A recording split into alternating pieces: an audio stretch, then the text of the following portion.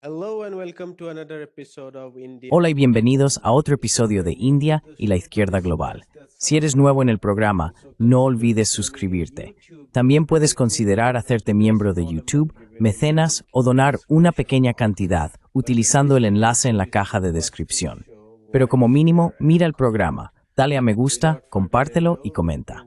Sin más preámbulos, déjame dar la bienvenida a nuestro invitado de hoy, Kejot No. Kejot es periodista, analista político, escritor y educador especializado en la geopolítica y la economía política de la región Asia-Pacífico. Kejot, bienvenido de nuevo a India y la Izquierda Global. Gracias. Es un placer estar con vos. Es extraordinario que vuestro con respecto a Inuch. Por supuesto, quería hablar sobre las implicaciones o los resultados de la reciente reunión entre el presidente Trump y el presidente Xi. Quizás, antes de profundizar en algunos de los significados más complejos, ¿podrías explicar cuáles fueron los aspectos más destacados de la reunión que más te llamaron la atención? Eso sería estupendo para nuestros espectadores.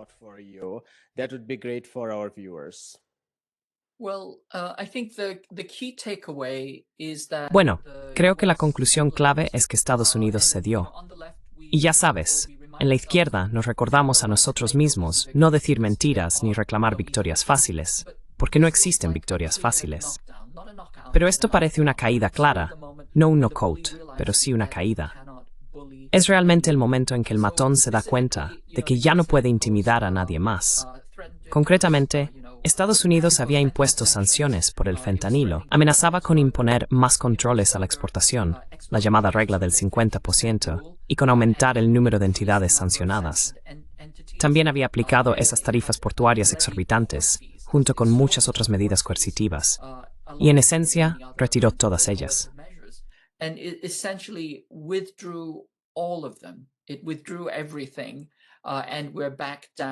Retiró todo, y hemos vuelto al acuerdo inicial que se había alcanzado en Madrid. Ahora, volviendo a Madrid, recuerda que esto fue la continuación de las negociaciones comerciales en Ginebra, Londres y Estocolmo. Así que fue la cuarta ronda de conversaciones. Se acordó gestionar las diferencias mediante el diálogo y la cooperación, no la confrontación. Y en cuanto eso terminó, Estados Unidos impuso unas medidas extraordinariamente restrictivas dirigidas contra China, añadiendo miles de entidades chinas a la lista de entidades, amenazando con aranceles del 100%, tasas portuarias unilaterales y así sucesivamente. También estaban eliminando las normas de minimis, los artículos por debajo de $800 están exentos, y así sucesivamente.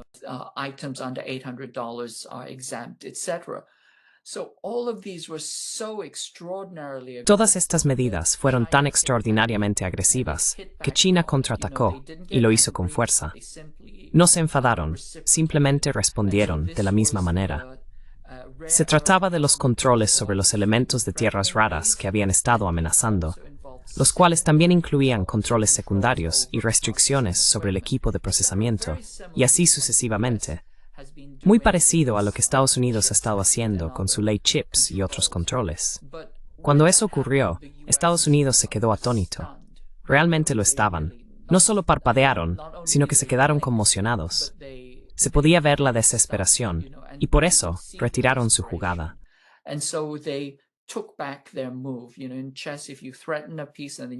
Sabes, en el ajedrez, si amenazas una pieza y luego retiras tu jugada, si no la llevas a cabo, básicamente has perdido esa ronda. Y eso es en esencia lo que ocurrió. No creo que sea una exageración decir que la cadena de suministro de Estados Unidos tuvo una experiencia cercana a la muerte. Estuvo a pocas semanas del colapso industrial. Y desde luego, la industria automovilística estaba parpadeando, todas las señales en rojo. Recuerda, Estados Unidos se construyó sobre la industria del automóvil, es una cultura del coche. Si le preguntas a un estadounidense, la primera vez que hizo de todo fue en un coche. Las transiciones vitales ocurren en los coches. Incluso puedes casarte en tu coche.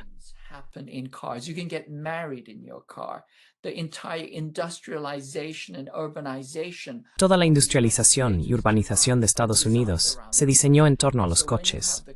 Así que, cuando la industria automovilística amenaza con colapsar, por no hablar de toda la cadena de suministro, sabes que se trata de una situación realmente grave. Se nota, porque todo el grupo de halcones respecto a China está ahora enfadado, molesto o deprimido.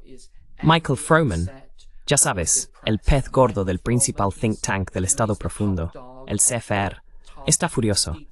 Está llamando a Trump incendiario y diciendo que básicamente ha destruido la gran estrategia estadounidense hacia China.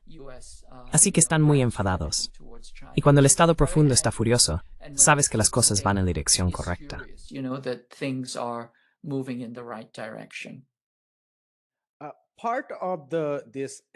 Parte de esta ira y frustración dentro de la administración estadounidense proviene de su error de cálculo sobre las fortalezas y debilidades tanto de Estados Unidos como de China. Quiero decir, antes de esta guerra económica, oíamos mucho sobre lo grande que es el mercado de consumo estadounidense, pero nunca oíamos nada sobre el tamaño del mercado de consumo chino. Ahora hemos empezado a oír hablar de ello, ya sea por la soja o por el mercado de chips de Nvidia. Del mismo modo, nunca habíamos oído nada al respecto antes. Y cuando digo nosotros, me refiero a que los medios de comunicación tradicionales nunca dijeron nada.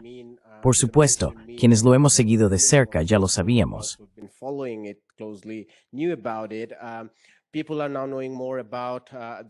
La gente está empezando a conocer mejor la fortaleza de China en baterías de arco trasero y otros ámbitos.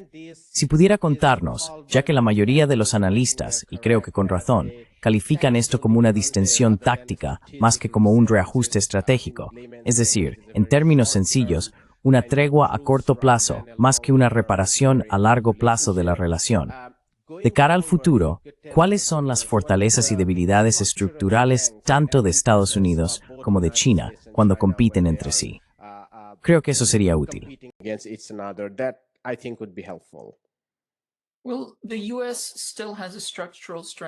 Bueno, Estados Unidos sigue teniendo una fortaleza estructural en su ejército.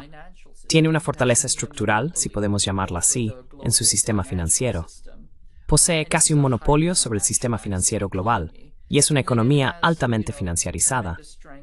Luego tiene, ya sabes, una fuerza tremenda en su aparato de relaciones públicas y propaganda. De hecho, diría que la mayor fortaleza de Estados Unidos es su aparato de relaciones públicas, publicidad, propaganda e indoctrinación. Sostendría que controla tanto la columna vertebral como los algoritmos de la esfera informativa mediática global. En esencia, el mayor poder de Estados Unidos es el poder de manipular la mente de todo el mundo.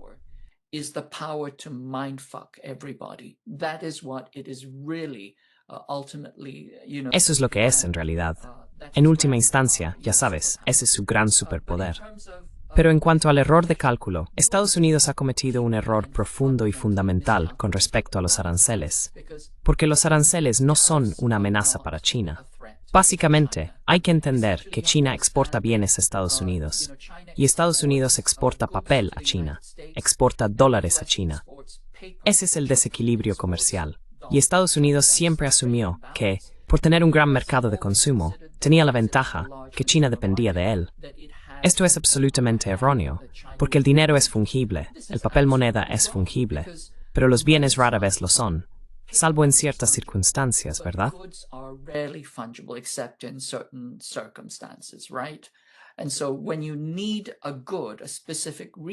Así que, cuando necesitas un bien o recurso específico que puede o no ser reemplazable, China simplemente puede exportar a otros lugares, que es lo que ha estado haciendo. Ahora bien, incluso estructural y económicamente, ya sabes, China destinaba alrededor del 13% de sus exportaciones a Estados Unidos, y eso ha caído considerablemente. Eso equivale a quizá un 2% del PIB de China. En otras palabras, la cantidad que exportaba a Estados Unidos es menor que la contribución de una sola gran ciudad china al PIB. Shanghái supera con creces las exportaciones chinas a Estados Unidos.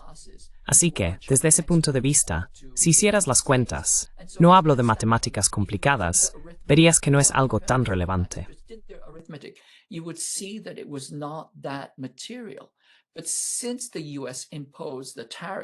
Pero desde que Estados Unidos impuso los aranceles, China simplemente cambió de rumbo y ha incrementado significativamente sus exportaciones a otros países.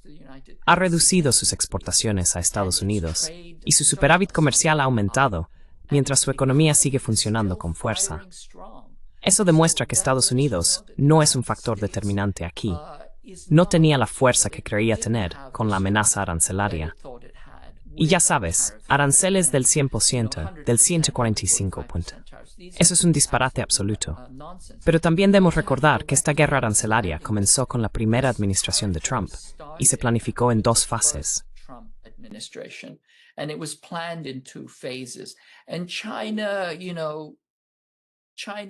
Y China, ya sabes, cedió un poco en la primera fase de los aranceles. Pero lo que realmente hizo fue prepararse para el regreso de Trump y una segunda ronda de guerras arancelarias. En esencia, cuando estás en una guerra arancelaria, o una guerra cinética, o una guerra híbrida, la guerra es una competencia de curvas de aprendizaje, ¿verdad? El bando que aprende más rápido gana. El que no aprende, el que no se adapta, pierde. Pero cuando Estados Unidos salió a la palestra, lo hizo con el mismo plan, el ejemplo definitorio de la locura, hacer lo mismo y esperar resultados diferentes. Para entonces, China ya estaba bien preparada y tenía varios contraataques poderosos listos.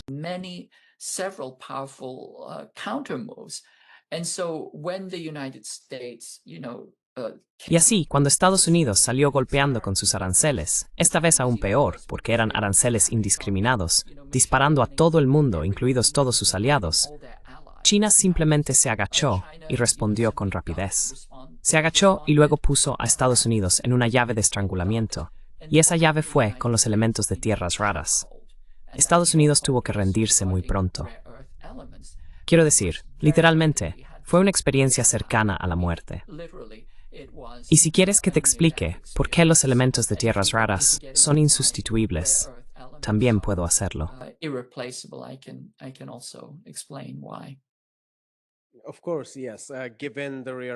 Por supuesto, sí. Dado que las tierras raras han estado tan presentes en las noticias, y algo que mencionaste antes sobre la industria automovilística estadounidense al borde del colapso y su dependencia de las tierras raras, las baterías chinas y demás, si pudieras explicar a nuestros espectadores la importancia central de las tierras raras en la cadena de suministro de producción, sería de gran ayuda.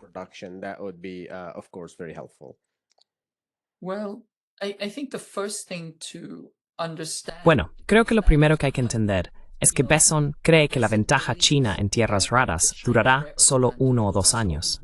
Dijo que los chinos tardaron 25 o 30 años en construirla, pero que nosotros lo haremos en 1 o 2 años. Ahora bien, yo diría que eso es una forma de locura, una insensatez que roza la locura.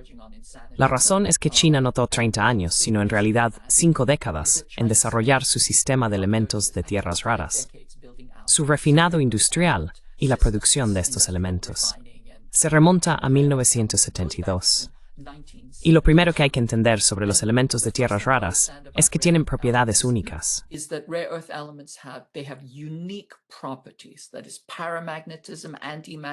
Eso es, paramagnetismo, antimagnetismo y magnetismo resistente al calor, si los aleas, luminiscencia, ligereza y así sucesivamente.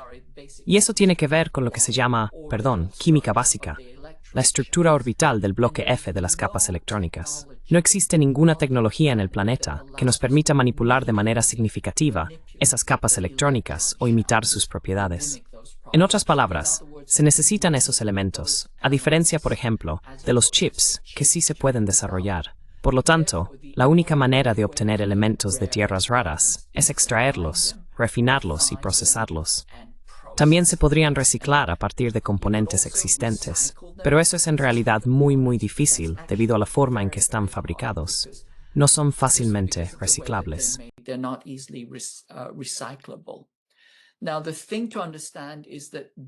Ahora, lo que hay que entender es que son increíblemente difíciles de refinar, ¿verdad? Y los elementos de tierras raras de grado militar son aún más difíciles de refinar. Pero, ya sabes, una vez más, los elementos de tierras raras se llaman lantánidos o lantanoides. Esto proviene de la palabra griega lantanin, que significa oculto, latente u oscuro. Eso se debe a que son increíblemente difíciles de separar y no se encuentran en concentraciones significativas. Los más comunes de los lantánidos, el cerio y el lantano, se encuentran en concentraciones de aproximadamente 60 y 30 partes por millón en la corteza terrestre. Y para darte una referencia, esa es más o menos la concentración de hierro en tu cuerpo. Ya sabes, tenemos hemoglobina en la sangre y así sucesivamente. Así que tenemos hierro en el cuerpo.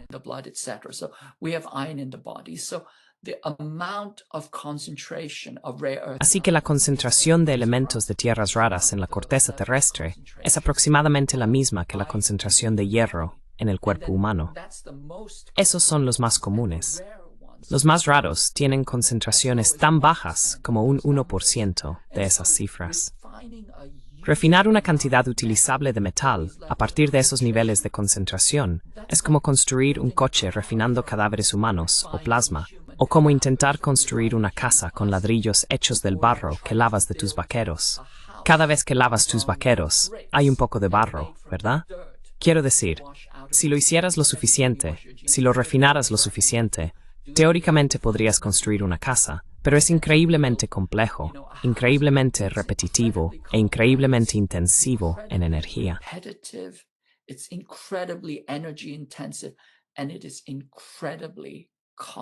Y es increíblemente costoso, realmente costoso. Así que ya sabes, China tiene este monopolio de más del 90%, no solo en el procesamiento, sino también en los procesos relacionados con los elementos de tierras raras. Y ya sabes, a los analistas estadounidenses les gusta opinar que China obtuvo ese monopolio porque tiene regulaciones medioambientales laxas. Esto no es más que la calumnia racista de los chinos sucios aplicada como un tópico, que consiguieron el control de los elementos de tierras raras porque se ensuciaron. Pero en realidad, una de las innovaciones clave de los chinos, a lo largo de un proceso de 5 décadas, fue hacer el refinado más limpio y seguro también. Y tienen todas las patentes sobre ello. Así que no es fácil. Y lo otro que hay que entender es que los elementos de tierras raras son un pilar fundamental de la industria de defensa de Estados Unidos.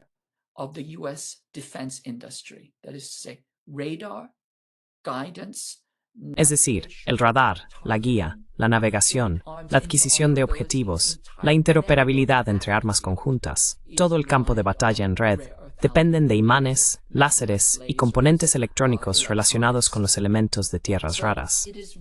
Así que en realidad es, ya sabes, un golpe o una amenaza muy significativa para Estados Unidos. De hecho, Scott Bessent se refiere a ello como una espada. La llama la espada de Damocles que pende sobre Estados Unidos. Dice que podemos librarnos de ella en unos años, pero entiende que es una espada crítica. Y lo otro es el momento en que ocurre esto, porque hay que recordar que Estados Unidos ha agotado su arsenal militar debido a sus guerras recientes contra Irak y a su reciente y continuado genocidio contra los palestinos.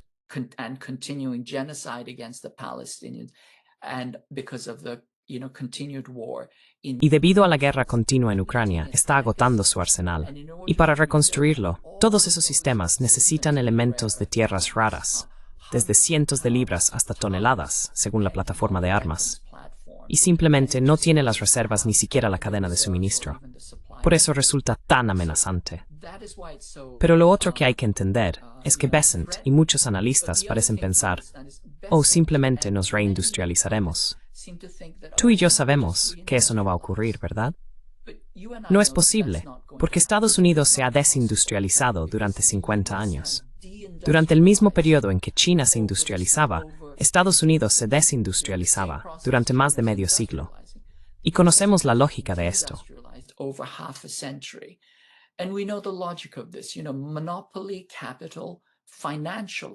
Sabes, el capital monopolista se financia. Es una calle de sentido único en el mapa del capitalismo, y no hay forma de hacer retroceder el reloj.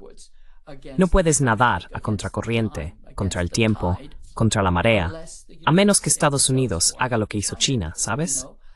Quiero decir, muy sencillamente, General Motors es una empresa estadounidense de fabricación de automóviles, pero lo que hace principalmente es vender préstamos más que fabricar coches. Ahí es donde está su principal negocio.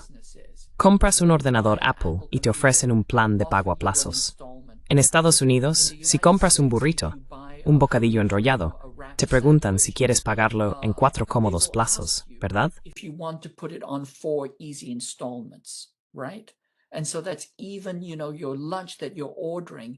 Así que incluso el almuerzo que estás pidiendo se está convirtiendo en un producto financiero. Eso te dice dos cosas. Todo se está convirtiendo en un producto financiero y también muestra que las clases trabajadoras están siendo tan empobrecidas que tienen que pedir dinero prestado, endeudarse, solo para poder almorzar. Esta es la lógica inexorable del capitalismo. El dinero genera mercancías, genera M' más dinero, y ahora ha pasado a ser dinero que genera más dinero, o dinero que simplemente reclama más dinero, de M a M'. Esta es la estructura en la que vivimos, y no es algo que se pueda deshacer. No se puede hacer retroceder el reloj.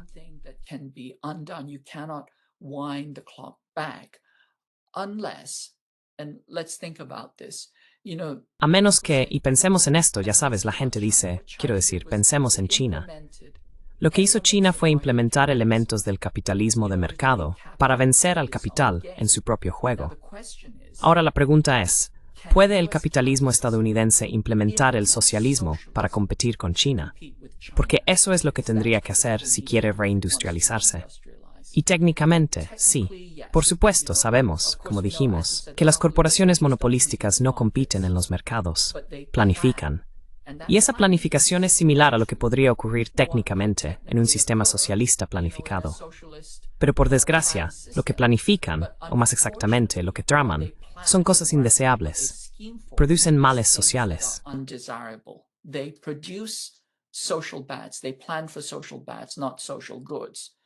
Ellos planifican para los males sociales, no para los bienes sociales. Y ese es el problema. Por supuesto, técnicamente, nada les impide ser asumidos por el Estado como servicios públicos una vez que alcanzan esa etapa de monopolio. Creo que hay un buen argumento para que estas empresas de redes sociales se conviertan en servicios públicos. Pero en la práctica, no existe la voluntad política ni el poder político para que eso ocurra, salvo una revolución. Así que, en la práctica, no. Y lo otro que hay que entender, y siempre lo recalco, es que Estados Unidos no solo se ha desprofesionalizado o desindustrializado, se ha desprofesionalizado en el sentido de que ha vuelto a todos ignorantes y estúpidos. Y eso es lo que hace el capitalismo.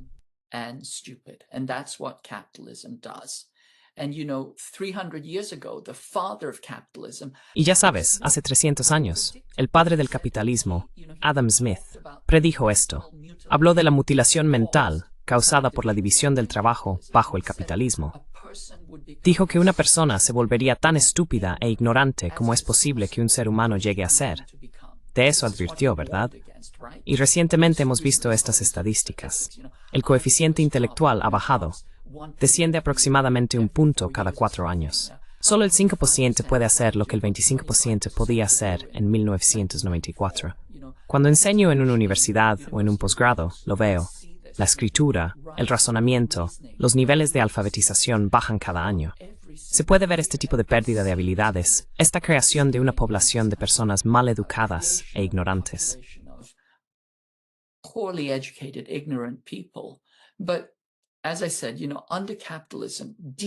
Pero como dije, bajo el capitalismo, la descalificación y el embrutecimiento de la población son en realidad necesarios, ¿verdad? Porque, primero, se quiere que los empleos y los trabajadores sean fungibles, que puedan ser fácilmente reemplazados, precarios. Así que se busca esa fungibilidad absoluta y la descalificación. Además, eso garantiza la obediencia y la disciplina, porque todo el mundo sabe que puede ser reemplazado de inmediato. Y luego, en segundo lugar, también se quiere evitar el pensamiento crítico que podría cuestionar el sistema. Así que se quieren personas estúpidas. El sistema crea, prospera y se mantiene a sí mismo mediante la ignorancia, el analfabetismo y la estupidez. Por otro lado, por ejemplo, en comparación con China, los chinos gastan 4 veces más en educación que en su ejército. what they spend on their military. In the US, it's the other way around, right? But we know that En Estados Unidos es al revés, ¿verdad? Pero sabemos que el socialismo requiere personas inteligentes y educadas. Requiere gente que pueda pensar de forma crítica, que sea transdisciplinar, ya sabes, que sea creativa y valora el desarrollo humano. El socialismo necesita y genera personas inteligentes, mientras que el capitalismo necesita y genera personas explotables. Y para eso requiere el subdesarrollo humano, requiere la estupidez humana.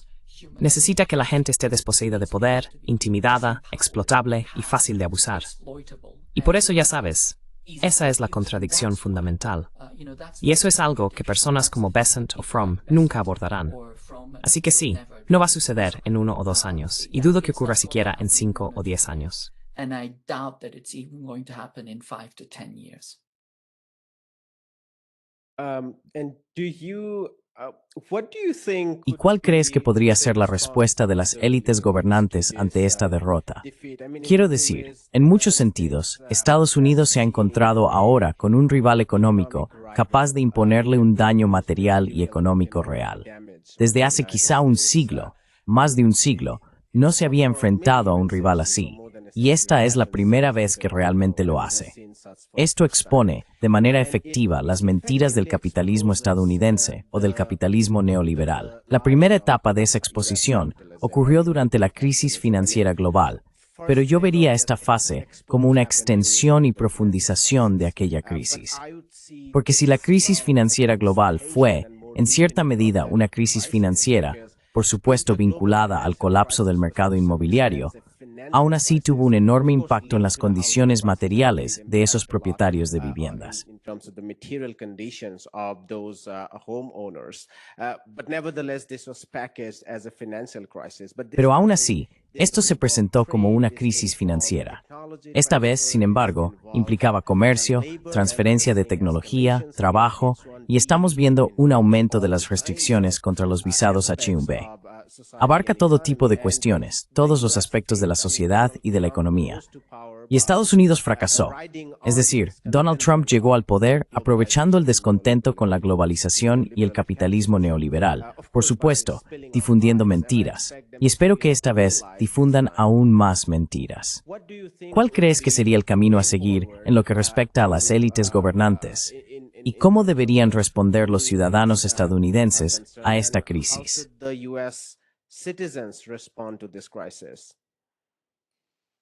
So those are two really, really good questions. I mean, the US Así que esas son dos preguntas realmente buenas. Quiero decir, la élite gobernante de Estados Unidos está haciendo declaraciones sobre crear una relación estable y un modus vivendi. Creo que eso no es honesto. No creo que sea sincero. Si rascas un poco bajo su lenguaje, verás que siguen muy aferrados a su idea de hegemonía y dominio. Ya sabes, un adicto no abandona su adicción fácilmente, y la adicción de Estados Unidos es una adicción al poder, una adicción a la hegemonía. En esencia, sabemos que los imperios imperiales occidentales se construyen sobre una relación extractiva entre el centro y la periferia, y extraen billones de dólares en riqueza y cientos de miles de millones de horas de trabajo del sur global gratis cada año. Jason Hickel ha hecho un trabajo realmente bueno sobre esto. Ha cuantificado parte de ello. Has done really good work on this. He's quantified some of it. In one estimate, it's between 60 and Según una estimación, entre 60 y 150 billones de dólares han sido extraídos gratuitamente del sur global desde 1960. Otra forma de calcularlo es, por ejemplo, que cada año se realizan unas 800.000 millones de horas de trabajo gratuito, equivalentes a unos 17 billones de dólares en valor laboral a niveles salariales occidentales. Y todo esto se lleva a cabo mediante medios neocoloniales y neoliberales, ¿verdad? Tratados desiguales, propiedad extranjera de recursos soberanos, préstamos extractivos, monopolios de propiedad intelectual, rentas de monopolio, la moneda de reserva, ese privilegio exorbitante. Y todo ello está respaldado por la amenaza de la violencia. Ahora bien, si Estados Unidos renuncia a ser un imperio y pasa a ser simplemente un igual en el esquema global, renuncia a todos esos bienes gratuitos. Es como un parásito que se convierte en abeja obrera. Es como el pasa-rickshaw que ahora tira del rickshaw. Es como Puyi, el último emperador, convirtiéndose en jardinero. Eso no ocurre fácilmente. Becoming a gardener, okay? That doesn't happen easily. In the case of Puyi, it took a revolution. En el caso de Puyi, hizo falta una revolución, y luego 10 años, una década de reeducación. Así que la pregunta es, ¿puede Occidente hacer ese reajuste? ¿Pueden comer amargo durante generaciones como los chinos? ¿Están dispuestos a trabajar en fábricas? ¿Lo permitirán las élites? ¿Pueden los adictos abandonar su hábito de poder? O como he dicho antes, ¿pueden renunciar a su control sobre el planeta? Creo que la élite imperial gobernante preferiría destruir el planeta antes que renunciar a su poder y privilegios. Pero ya sabes, veremos. Creo que sin duda aún está en marcha. There is a lot of recalibration going on. If you look at Western... Y ya sabes, si miras los medios occidentales, dicen que China ya no es subordinada, que es un igual. Tenemos que asumir eso. Y luego una vez más, personas como Michael Froman, en este artículo muy enfadado del Consejo de Relaciones Exteriores, básicamente están celebrando al incendiario. Dice que, en última instancia, solo un cambio en el comportamiento de China estabilizará la relación bilateral. Y de lo que está hablando, esencialmente, es de que China tiene que cambiar su sistema. Así que realmente no han renunciado, y en realidad no están buscando un verdadero modus vivendi. And they're really not looking for a real modus vivendi. I think what we're looking at is a tactical reset. Creo que lo que estamos viendo es un reajuste táctico, una recalibración táctica, mientras evalúan los daños de la batalla e intentan recomponerse para otro ciclo. Y por eso Bessent sigue diciendo, oh, ya sabes, esto es solo un contratiempo temporal. En 1 o 2 años nos recuperaremos y todo irá bien. Y Froman dice, necesitamos seguir construyendo coaliciones económicas y militares para disuadir, es decir, agredir, y superar, es decir, dominar, subyugar, a China. Así que no creo que haya un cambio de mentalidad, pero sí hay ciertamente descontento, ciertamente depresión y ciertamente ira.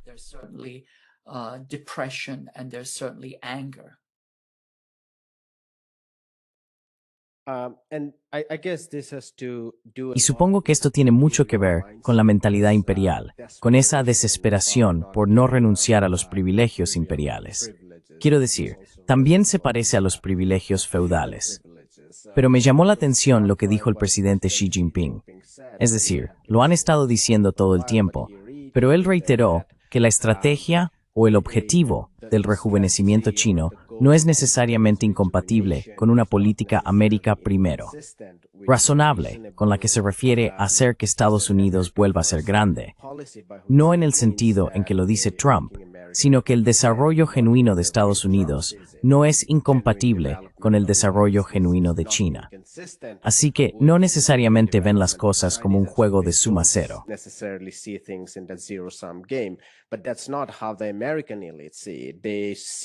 Pero así no lo ven las élites estadounidenses. Consideran cualquier ascenso de China como una pérdida o como un coste para la ambición y la presencia imperial de Estados Unidos. Y algo muy importante en esta reunión es también la ausencia. Es decir, mencionaste algunas de las cuestiones que surgieron durante la conversación. Reducir el arancel relacionado con el fentanilo del 20% al 10%, lo que en la práctica baja los aranceles generales del 57 al 47, aunque siguen siendo considerablemente más altos.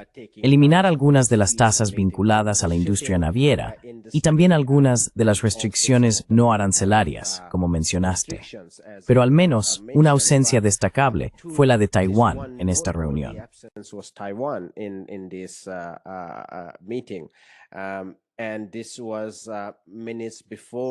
Y esto fue minutos antes de que Trump anunciara que Estados Unidos reanudaría las pruebas nucleares, no solo la entrega de armas que ha estado realizando todo este tiempo, sino las pruebas nucleares en sí. Así que el equipo de Trump y las élites estadounidenses siguen sin aceptar el hecho histórico de que Taiwán forma parte de China y aún están dispuestos a ir a la guerra, si lo desean, por Taiwán. ¿Cuál es tu percepción del aspecto geopolítico de la relación entre Estados Unidos y China, que por supuesto no surgió en estas conversaciones, pero que tiene un peso considerable?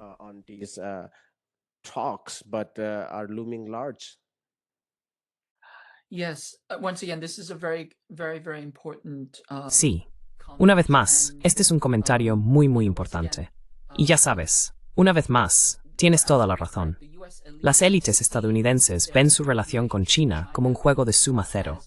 De hecho, Kurt Campbell se dirigió a un grupo de diplomáticos chinos y les dijo directamente, cuando hablaban de ganar, les dijo, vuestro ganar es una tontería, lo cual, en términos de decoro diplomático, es algo bastante insensato de decir. Pero ya sabes, este es también el hombre que dijo que desataría una magnífica sinfonía de muerte en Asia. Lo dijo públicamente. Así que, esto te muestra lo que piensan las élites imperiales gobernantes y hacia qué están básicamente orientadas. They are, basically oriented towards. The nuclear test just before the meeting. La prueba nuclear, justo antes de la reunión, es muy, muy interesante, porque este es un tipo de mensaje que Estados Unidos siempre envía antes de reunirse. Esto se vio muy claramente con la administración Biden. Antes de reunirse, hacen algo increíblemente agresivo. Durante la reunión, adoptan un tono conciliador. Y luego, inmediatamente o poco después de la reunión, hacen algo increíblemente agresivo. Vuelven a escalar. Es un comportamiento de Jekyll y Hyde, una rutina de poli bueno y poli malo. Y creo que en realidad forma parte del conjunto de herramientas diplomáticas de Estados Unidos. Proviene de su doctrina de contrainsurgencia, que llevan desarrollando más de 20 años desde el CNAS. En esencia, es esa vieja idea de que interpretas a Jekyll y Hyde, juegas con la persona a la que intentas dominar. Play Jekyll and Hyde. You play games with the person you're trying to dominate. You give them flowers one day, chocolates another. Un día les das flores, otro día chocolates, y luego al siguiente les das palizas. Son chocolates y palizas, flores y palizas, una y otra vez, una y otra vez. Es una forma de desmoralizar y confundir a la gente, de minarla. Sabes, creo que McMaster lo expresó de la mejor manera cuando dijo, lo que hacemos es entrar, ser educados, ser profesionales y tener un plan para matar a todos. Esa es, en pocas palabras, la estrategia de contrainsurgencia y guerra psicológica. Por ejemplo, cuando el presidente Trump se reunió con Xi Jinping en Mar-a-Lago hace 6 años, en mitad de la cena, cuando según él estaban disfrutando de un pastel de chocolate suntuoso y lujoso,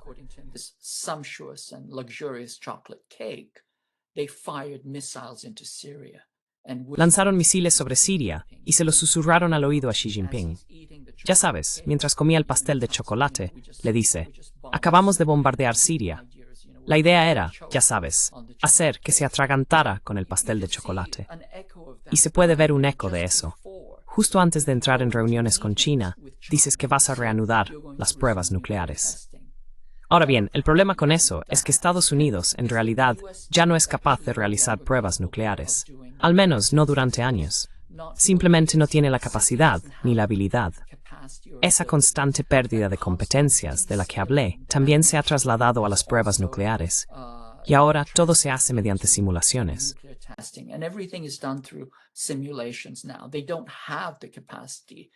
Ya no tienen la capacidad, ¿sabes?, de realizar una prueba subterránea, o incluso una prueba en superficie, o lo que sea.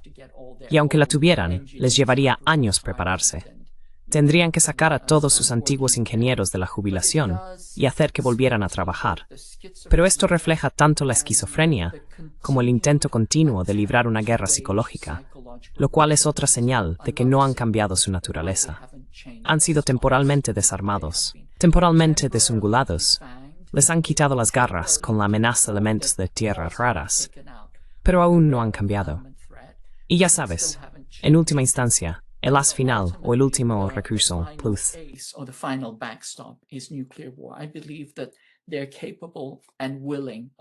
Creo que son capaces y están dispuestos a librar una guerra nuclear. Así que todo se reduce, ya sabes, por ejemplo, a los aranceles. Supuestamente los aranceles son del 47%. Pero recuerda que hay que promediar sus aranceles, porque hay muchas exenciones implicadas. Si observas la tasa efectiva real, probablemente sea de alrededor del 27,8%, según la revisión presupuestaria de Yale. Y si restas un 10% por el llamado descuento del fentanilo, entonces China se enfrenta a una tasa arancelaria efectiva del 17,8%, que en realidad es, ya sabes, razonable en comparación con otros países, incluidos los aliados de Estados Unidos. Quiero decir, Japón tuvo que ceder 550.000 millones para obtener esa tasa reducida. Brasil e India se enfrentan a tasas mucho más altas de todos modos. Tasas mucho más altas, ¿verdad? Así que Estados Unidos está, ya sabes, intimidando a sus aliados o posibles aliados, al mismo tiempo que intenta llevarse bien con China.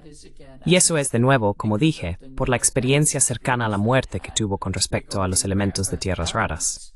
Pero lo otro que hay que entender es que China no ha levantado los controles sobre las tierras raras militares. Esos se impusieron en abril del año pasado. Los 6 elementos de tierras raras pesados de uso militar o dual, esos siguen bajo un control estricto, y dudo seriamente que China vaya a liberar su control sobre ellos, porque sabe lo que Estados Unidos está planeando.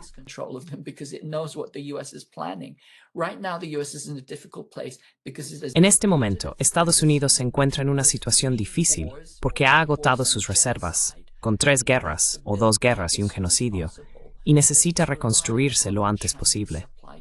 Pero depende de la cadena de suministro china para hacerlo. China no va a concederle eso. Han dicho explícitamente que por razones de seguridad nacional están controlando los elementos de tierras raras. Y aunque hay una prórroga de 1 año o 1 año de prueba para Estados Unidos, durante ese periodo, China simplemente va a endurecer sus procedimientos administrativos. Así que, la próxima vez que esto ocurra, 1 año después, será aún más fuerte y más estricto.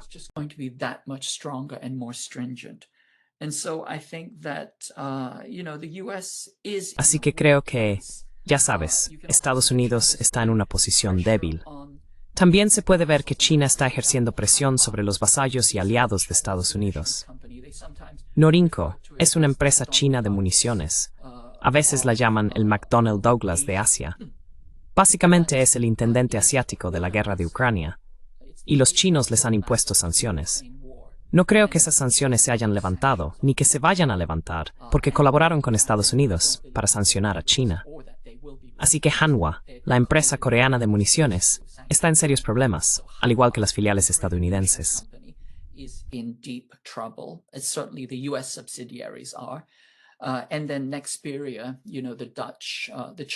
Y luego, Nexperia, ya sabes, la empresa china que estaba en los Países Bajos, hizo una especie de adquisición hostil e intentó apoderarse del dinero chino mediante medidas de emergencia.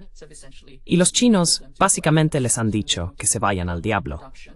Van a hacer toda la producción en China y los Países Bajos se quedan con la cáscara de una empresa. Es como cuando tienes gemelos siameses y los separas. Uno se queda con el corazón y el otro no. Y los neerlandeses han decidido redoblar su desvinculación de China y van a pagar un precio muy alto. Son movimientos muy insensatos.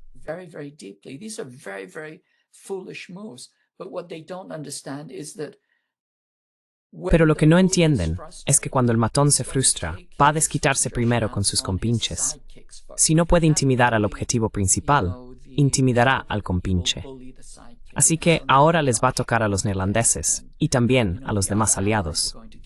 Japón ha tenido que soltar, ya sabes, 550.000 millones de dólares para Estados Unidos. Corea estaba siendo extorsionada por 350, aunque lograron reducir esa cifra. Pero todo esto viene a decir que Estados Unidos se está volviendo contra sus aliados. Como dijo Kissinger, es peligroso ser enemigo de Estados Unidos y fatal ser su aliado. Y todos están empezando a verlo y a darse cuenta de ello.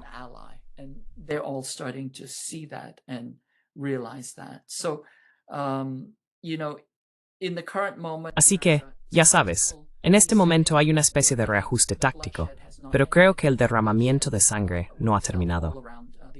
Y ese derramamiento de sangre se sentirá en todos los aliados de Estados Unidos. Tienen que entender que deben hacer las cosas de otra manera. Solo para darte un poco de contexto histórico.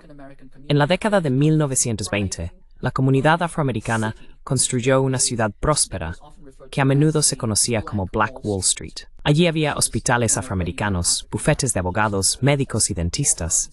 Era una comunidad próspera y floreciente. Y la comunidad blanca la redujo a cenizas. Mataron al menos a 300 personas, hirieron a miles y la destruyeron por completo. ¿Por qué? burnt it down to ashes. Why? Well, the pretext was there was African American man. Bueno, el pretexto fue que un hombre afroamericano había mirado de forma incorrecta a una operadora de ascensor y querían castigarlo. Pero en realidad, simplemente no soportaban la idea de la riqueza negra. ¿Cómo podían esas personas negras, esos afroamericanos, sus antiguos esclavos, convertirse en abogados, médicos y dentistas, y, ya sabes, tener su propia economía, no estar subyugados a ellos? Y esa es la misma mentalidad que Estados Unidos estaba llevando a China. Quería elevar a China y luego reducirla a cenizas, como hicieron en Tulsa, Oklahoma, en la masacre de Tulsa. Pero China ha demostrado que no se dejará intimidar, que no puede ser intimidada, y Estados Unidos está retrocediendo en eso. Aún así, no han renunciado a ello. And still they haven't given up on that. I believe that they're hiding and biding and looking for. Creo que se están escondiendo y esperando su momento, buscando otras formas de atacar. Si no es Venezuela, entonces Nigeria o algún otro país. Están buscando más lugares que desestabilizar y derrocar, especialmente alrededor de la periferia de China, para ver si pueden crear ese tipo de capitalismo sin ley, de gánsteres, a su alrededor. Recuerda que Myanmar ha vuelto a una especie de capitalismo criminal de trata de esclavos, con estafas en línea dirigidas por esclavos. Esto es realmente una regresión esencial a la acumulación primitiva, a un puro gangsterismo que vimos, por ejemplo, en Manchukuo y en todo Myanmar, pero también en muchas etapas del desarrollo capitalista temprano. Ha vuelto a eso. Y ya sabes, creo que se han quitado los guantes. And so, I think that, the gloves are off. They're going to just look for other ways and other means. Van a buscar otras formas y otros medios para intentar socavar el ascenso del sur global multipolar. Y el papel, creo, de la gente en el norte global es, en primer lugar, evitar que Estados Unidos y los países occidentales vayan a la guerra, porque ese es el último recurso. Eso es lo que están planeando.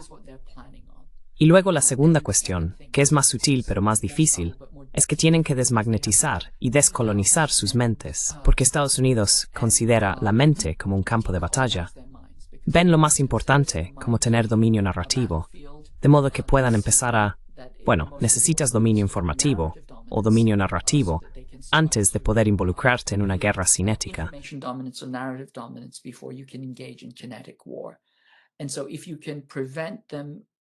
Y así, si puedes impedir ese dominio cinético, esa colonización de la mente, esa fabricación del consentimiento para la guerra, esa fabricación del odio hacia la guerra, entonces tienes la posibilidad de evitar la guerra cinética real. Y aquí es donde los medios de comunicación se vuelven realmente importantes, especialmente los medios alternativos como el tuyo. He notado que hay secciones o sectores de los llamados medios alternativos que están generando odio hacia el sur global, atacando a los BRICS, atacando a China, atacando a todos los países del sur global. ¿Por qué no están haciendo algo? Deberían ser más agresivos. Están haciendo algo. Están trabajando a su propio ritmo. Están construyendo su estructura de peones. No van a lanzarse de cabeza a una jugada agresiva y sacrificar a su reina.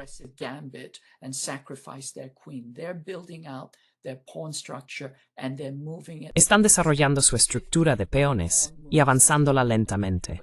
15 movimientos de peón como apertura. Pero cuando eso esté hecho y se vuelva cada vez más sólida, entonces responderán de manera adecuada. Esto es lo que se ve con la respuesta de China en torno a los elementos de tierras raras. Se sienten lo bastante fuertes y firmes como para dar una respuesta muy contundente, y Estados Unidos se está dando cuenta. En última instancia, lo que el norte global debe hacer es apoyar los experimentos soberanos, socialistas y progresistas del sur global, en lugar de atacarlos, porque es ahí donde están surgiendo la esperanza y las posibilidades. Hay múltiples experimentos, todos diferentes, pero está ocurriendo algo orgánicamente importante y fundamentalmente transformador.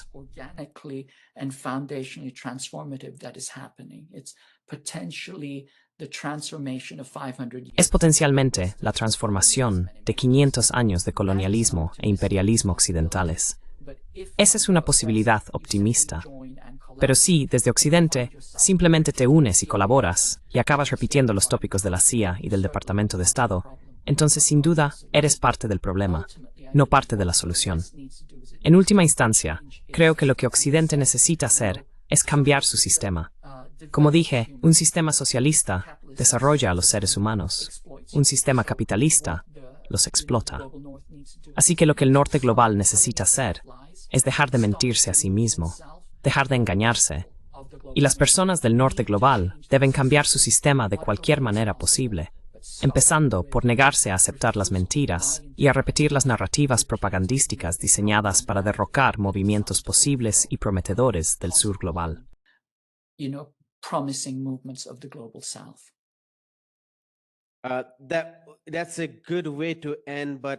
Esa es una buena manera de terminar. Pero si pudiera hacer una última pregunta, dado lo importante que me parece su comentario sobre la necesidad de construir solidaridad en todo el sur global. Como usted, veo que hay aspectos positivos en el sur global. Estamos viendo, especialmente en Asia Occidental, nuevas formas de resistir al imperio. También estamos viendo al nuevo presidente, creo, dentro del KMT en Taiwán, que hace unos días prometió alrededor de un siglo de paz a través del estrecho. El presidente Lee en Corea del Sur se encuentra en una situación muy seria, ¿verdad? Quiero decir, una inversión de $350 mil millones podría llevar a un colapso tremendo. Las reservas de divisas de Corea del Sur ascienden a unos $400 mil millones. Forex reserve amounts to about $400 billion. That would be like more than 90% of. Eso representaría más del 90% del total. Si eso fluyera todo de una vez, sería imposible. Quiero decir, Corea del Sur dice que podrían fluir $200 mil millones en tramos de 10 mil millones. Y además tendrían una participación del 50% en la construcción naval y otros sectores. Pero si se obligara a Corea del Sur a entregar $350 mil millones como si fuera un tributo, eso extinguiría la economía coreana. Esto sirve para poner en contexto cómo, por un lado, China es capaz de resistir casi por sí sola el asalto imperial, aunque no quiero restar importancia a los aliados que China ha conseguido, mientras que Estados Unidos, al menos sobre el papel, cuenta con muchos más aliados. Largely on paper have much more allies, but the rest of the global south is also facing the brunt. We have seen. Pero el resto del sur global también está sufriendo las consecuencias. Lo hemos visto en el caso de India, Brasil y otros.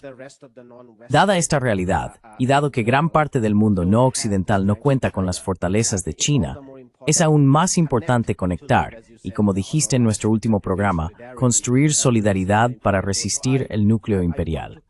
Así que quiero terminar preguntándote, como observador desde Occidente, ¿cuáles son pensamientos sobre las respuestas del resto del sur global, no China, sino el resto del sur global, ante esta locura del capitalismo imperial tardío?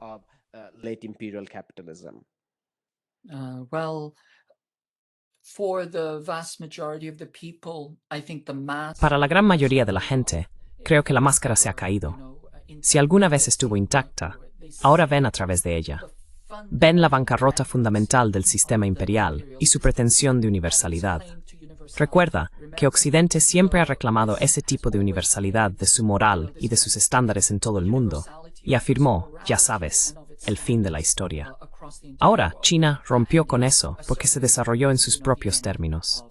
Tradicionalmente, la doxa era, que si te desarrollabas, tenías que volverte más occidental. Si querías volverte moderno, tenías que volverte más occidental, más capitalista neoliberal. You have to become more capitalist, neoliberal capitalist, and this is the Y hay que decir, y esto es lo otro que China ha refutado, que su industria no tiene por qué volverse más intensiva en carbono. China ha desmontado los 3 mitos. No es necesario volverse occidental. Se puede desarrollar uno en sus propios términos, de una manera adecuada a su propia cultura. En el caso de China, el socialismo con características chinas, no es necesario volverse capitalista. Se puede desarrollar de la forma más apropiada para su sistema y su pueblo. Y no es necesario volverse más intensivo en carbono. El consumo de carbono de China ha alcanzado su punto máximo. Siempre ha sido, por así decirlo, una nación acreedora en términos de sus emisiones totales de carbono, porque lo que importa son las emisiones totales, no las anuales ni las diarias. Not annual emissions, not daily emissions. Carbon dioxide, once it is El dióxido de carbono, una vez liberado a la atmósfera, permanece entre 300 y 1000 años. Por eso, siempre hay que fijarse en la cantidad acumulada. Y si se observa la cantidad acumulada y la parte justa de China en relación con su tamaño, siempre ha sido una nación acreedora. Siempre ha utilizado menos de su presupuesto real. Pero aún así, China ha hecho promesas de descarbonización y está empezando a descarbonizarse. Ya ha alcanzado, como sabes, su punto máximo de emisiones de carbono y está disminuyendo. Está creando bienes globales para que todos los países del sur global puedan desarrollarse de forma sostenible. En esencia, está convirtiendo el desarrollo sostenible y la tecnología sostenible en un bien global, de modo que se pueda aprovechar el patrimonio común global del sol, el viento y las olas. Ya sabes, los capitalistas occidentales no pueden apropiarse del sol, del viento y de las olas. enclose the sun and the wind and the waves. And therefore China has given a method and a way. Y por lo tanto, China ha ofrecido un método y una vía para que todos los países del sur global desarrollen su infraestructura energética de manera sostenible. Eso es un avance extraordinario y revolucionario. Y por supuesto, nunca se oye hablar de ello en Occidente, pero es algo fundamental. Y solo por eso, creo que el sur global comprende los beneficios que China está aportando al mundo. Han visto con claridad la absoluta bancarrota del sistema imperial occidental y sus pretensiones de moralidad universal, incluso cuando se construyó sobre genocidio tras genocidio, culminando en el genocidio actual, del que te dicen que no está ocurriendo. Esa bancarrota moral total, absoluta e hipócrita, creo que ha sido una llamada de atención para todo el mundo. You know, wake up call for the entire world. And I think that this is also affecting. Y creo que esto también está afectando a los aliados de Estados Unidos. En la vasalla Corea del Sur, por ejemplo, no siguieron el programa de Trump, se resistieron. Japón sí lo ha hecho. En Taiwán, el partido de la oposición está hablando ahora de tender puentes y de construir lazos más estrechos con China.